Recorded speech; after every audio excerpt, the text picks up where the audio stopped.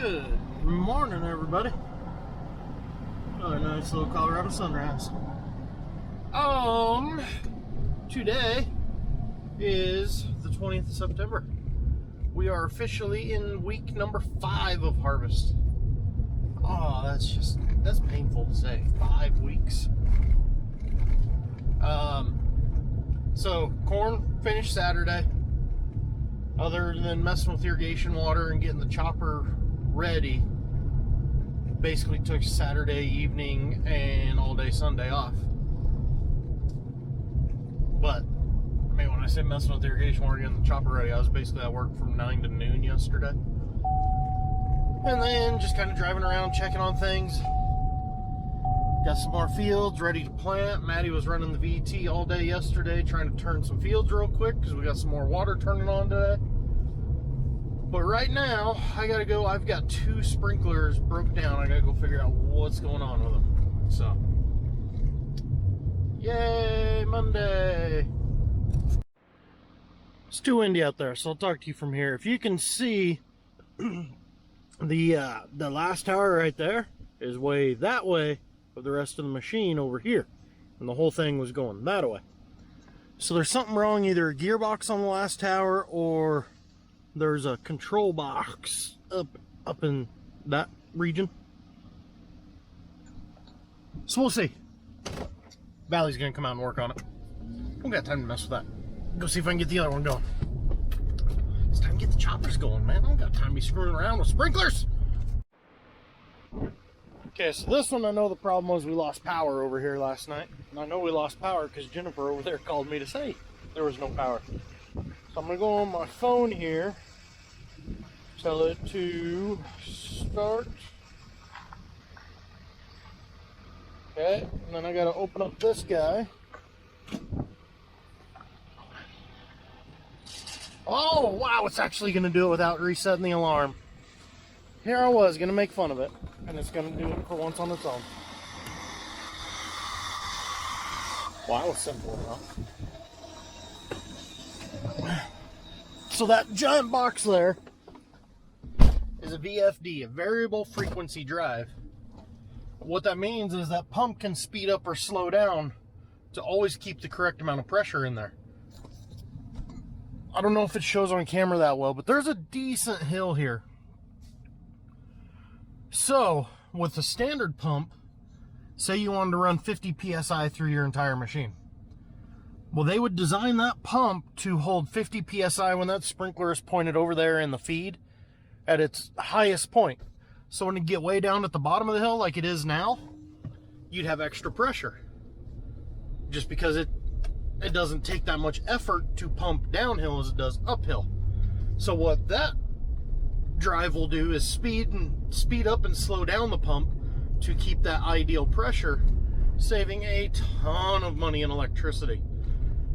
And our electricity rates around here are insanely high.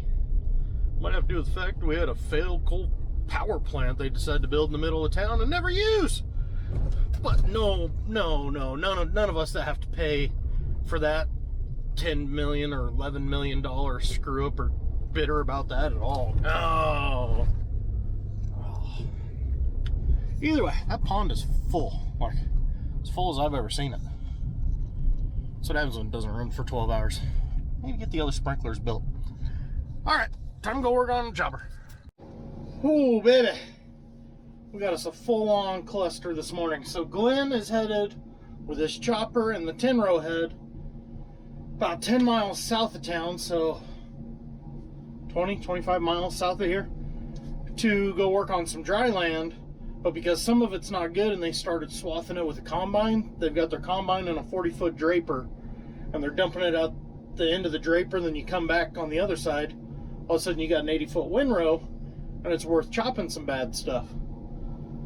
Well, we got all the pickup head out now. So Maddie just took off with the pickup head. I've got the Zern. Gotta wait on the road grader out of the way.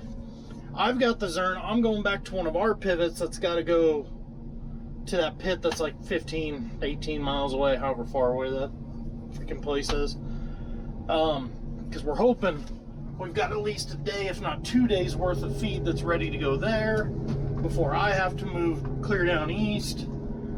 It's a complicated mess. And on top of it all, we have another cold front currently moving through, so the winds are delightful. I think right now they're in the mid-20s, gusts of 30. Oh, and one more thing. The guy we're buying grain corn off of started combining. So they've got a grain truck up there wanting to unload. We don't even have the auger hooked up yet because, well, they're early. I thought we had until Wednesday, and then all of a sudden they show up today, oh, hey, we got a load. But half of that load is 20-something% corn. We can't put that in our bins. We're not a drying system like the guys back east. So it sounds like they were going to double check one of the bins that we've been grinding corn out of already, see if we can dump it in there. If not, that grain truck's going to sit till this afternoon when the wind calms down. We'll just grind the corn directly off of it. Because putting corn that's over 20% on the bottom of a bin just sounds sketchy, because then you're going to put dry corn on top of it, kick your fans on, all you're going to do is push that moisture through the entire thing. So that'd just make a mess. So Bart took a tractor up there. They're going to start hooking the auger up, get it greased up, get it set up, start figuring all that out. While a couple of guys, I think Dad was going to have a couple guys go take a look in that bin, see if the one we've been grinding out of, if we can put the wet corn in there, so that way it'll get ground out as soon as we got to grind next. Oh yeah, and on top of all that, I don't know if you can even see out the windshield, Hector is planting wheat. So we've got 3 big ditches kind of right through here that we get our water off of. The one is already done, that feeds these pivots over here. The other one is the sprinklers I was messing with. That one shuts off at noon today. And when that ditch shuts off at noon, the ditch that feeds a handful more pivots right here kicks on at noon. So Hector's got to get a lot of wheat planted today, so that way we got somewhere to irrigate. Maddie got them all worked yesterday with the VT. I believe I was talking about that earlier. But yeah, so it's a real fuster cluck.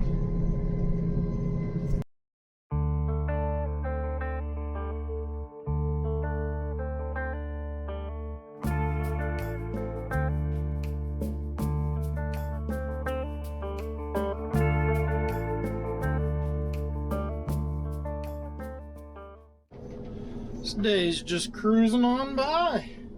It's already 3:30. This field number 2, 100 acres on the day. Now I'm gonna move 6 miles to what direction? West. I haven't heard how Glen's day's going.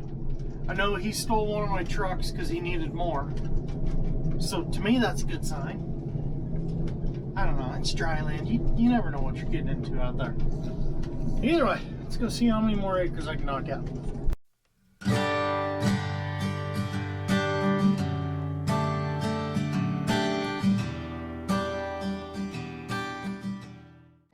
Okay, so I did 130 acres-ish today, so I got across a lot of acres.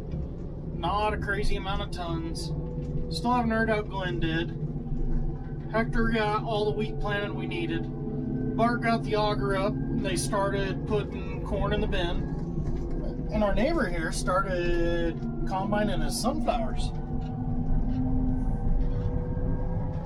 Sunflower harvest always scares me. Just because you always see how much stuff lights on fire. Huh. So that's interesting to see. Yeah, there's a grain truck there next to the freight shaker. I can see the auger pointed off the other direction from the bin. But yeah, so unless Glen had a truly awful day, I'd say it was a pretty good Monday. We'll blow this thing off, call it at night. It's been a weird day, guys. It's been cloudy like this all day. I mean, I can't even talk about how awesome our sunset is because I can't see it in all of its awesomeness over there. Either way, talk to you guys later.